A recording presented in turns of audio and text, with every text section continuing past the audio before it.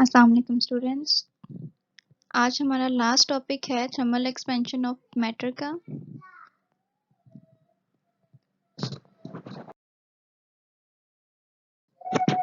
Topic है हमारा thermal expansion in liquids. इससे पहले हमने थर्मल एक्सपेंशन पढ़ी थी in solids. Thermal expansion in liquids, आपको पता है लिक्विड्स में अगर हम सॉलिड्स के साथ कंपेयर करें तो इनके मॉलिक्यूल्स जो होते हैं वो फ्रीली मूव कर रहे होते हैं। ठीक है, एक जगह से दूसरी जगह वो इजीली मूव कर रहे होते हैं क्योंकि इनकी स्पेसेस जो होती हैं वो आपस में बहुत कम होती हैं। So amplitude of vibration are increases, जैसे ही इनको हम थर्मल मतलब इनको हीट अप करना शुरू करते हैं, इनकी जो एम्पलीट्यूड की वाइब्रेशंस हैं वो क्या होने शुरू हो जाती हैं, इंक्रीज होना शुरू हो जाती हैं। जी, amplitude of vibrations are increases, जैसे ही हम इनको हीट अप करना शुरू करते हैं इनकी वाइब्रेशंस जो होती हैं वो क्या होना शुरू हो जाती हैं, बढ़ना शुरू हो जाती हैं।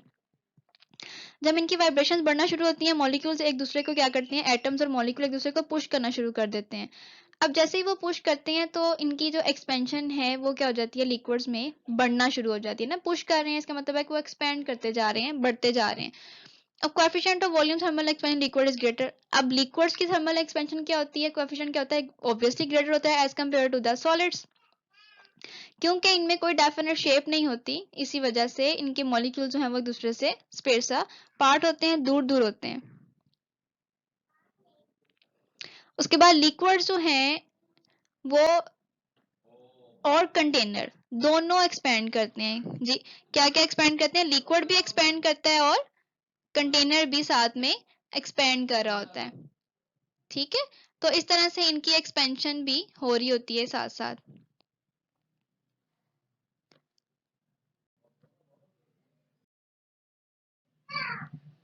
जी, नेक्स्ट हमारे पास है एक्सपेंशन। अब लिक्विड्स की एक्सपेंशन जो है वो दो तरह से होती हैं।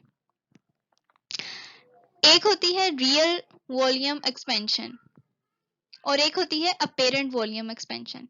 अभी मैंने आपको एक वर्ड बोला था, लाइन बोली कि लिक्विड्स की जब आप हम volume thermal expansion in liquids की बात कर रहे होते हैं तब क्या होता है कि जो कंटेनर होता है वो भी एक्सपेंड करता है और जो लिक्विड होता है अंदर वो भी एक्सपेंड करता है। तो यहाँ पे एक मेरे पास सिंपल सा एक्सपेरिमेंट है, मेरे पास एक फनल है, फ्लास्क है, तो उसमें इसको हीटअप कर रहे हैं। ठीक है, अब यहाँ पे पॉइंट्स बनाए हुए हैं, A point, B point and C point. पहले जो लिक्विड है वो है ए पॉइंट पे। ठीक है, नॉर्मली ए पॉइंट पे है।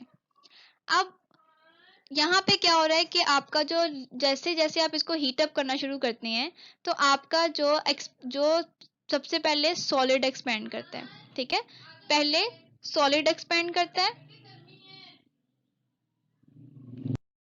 जैसे ही हम लिक्विड को हीट अप करना शुरू करते हैं तो क्या होता है कि सॉलिड एक्सपेंड करना शुरू करता है ना पहले।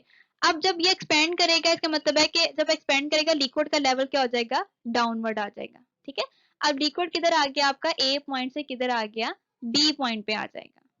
जी, expansion of liquid excluding the expansion of flask और container, B to C points पे अगर जाएगा तो वो रियल एक्सपेंशन होगी आपकी। ठीक है, जैसे दोबारा इसको हीटअप करेंगे तो वॉल्यूम किधर जाएगा इसका, बी पॉइंट से कहाँ जाएगा, सी पॉइंट की तरफ, क्योंकि इस टाइम लिक्विड ने भी एक्सपेंड किया हुआ है और आपका कंटेनर भी एक्सपेंड किया हुआ है। ठीक है, तो ये रियल आपका वॉल्यूम एक्सपेंशन आ गई यहाँ पे।